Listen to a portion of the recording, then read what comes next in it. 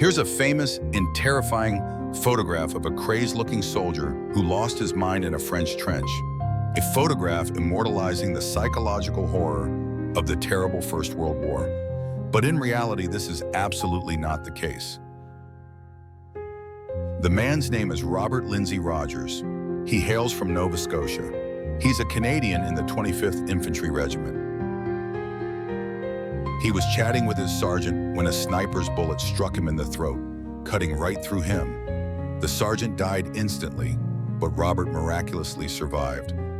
Robert did survive, but he had to lie there for hours, waiting for nightfall so that he could be evacuated to safety. What makes the photo terrifying is not so. His smile is that of a man who has cheated death. What's more, it was not uncommon for soldiers in 1418 to smile in photographs, even when wounded, to illustrate their courage and disregard for danger. As for his gaze, it's just that the film didn't manage to capture his clear blue eyes. Robert eventually recovered from his wounds and returned to the front during the Battle of Vimy Ridge, where he was sadly killed on August 16, 1917, while charging an enemy position.